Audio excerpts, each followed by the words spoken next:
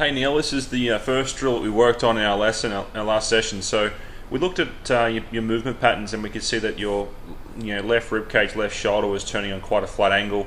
It's encouraging your head to move to the right. Not the only reason why your head moves off the ball, but it's one of the reasons.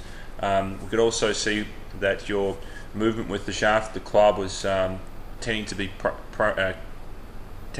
impacted upon how your left arm and left shoulder was moving. So with this drill, we can see a very, very different movement pattern. It's obviously it feels like it's very weak to you, which is one of the reasons why. This feels weak is it's pushing your muscles so much more. It's not as free a motion to move on.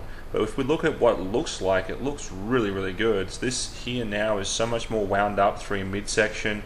Your legs look stronger. Your left knee's not doing that dip out stuff in front of you. We can also see from the down the line view how much better the shaft works. The only other focus we had with this particular drill was to try and get the handle end of the club working more inside and down the line rather than out and away from you. Okay, the club shaft here is just in a so much better position because we've fixed your left arm and left shoulder. So now the club shaft is actually looking like it wants to cross here rather than lay off. Obviously that's a good sign. That's the reason why we're doing this drill. This is probably going to be only a practice fairway drill or at home drill with practice swings to get a feel for how your left arm and shoulder should work through. It's difficult for you to make practice with this feel. So the only other thing we talked about was a different issue to do with your hips. I'm just going to pull up two more swings.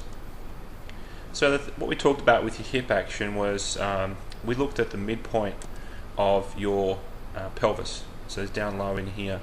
So you tend to get a reverse pivot with your lower half. So if we watch what happens here as you move back, the midpoint goes back and then it actually ends up moving towards the target. So if we put a point on the base of your spine back here, which obviously your spine is what you pivot around, so that's what we need to actually analyze. The base of your spine actually turns towards the target. So when it turns towards the target, it gets too far forward. So from there to try and get the club to hit the ground where the ball is, because you're too far forward, you actually have to sling your hips out of the shot quite early in order to try and get that club back to the ball. Now, we had a really simple feeling for your hips and your pelvis, and it was just to be not turning them at all and just moving them from the right and moving them to the left, so backwards and forwards without turn.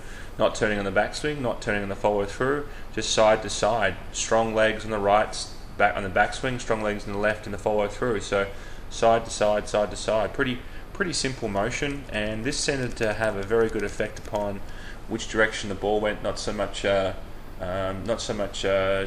curve to the left, where the other drill we did was definitely impacting and making it curve to the left. So obviously everything we're doing with your game is to try and get you to be a better iron player, and we have to balance out these issues against each other. So I think this hip movement will make some very good progress. It will look really good when you're doing that hip motion.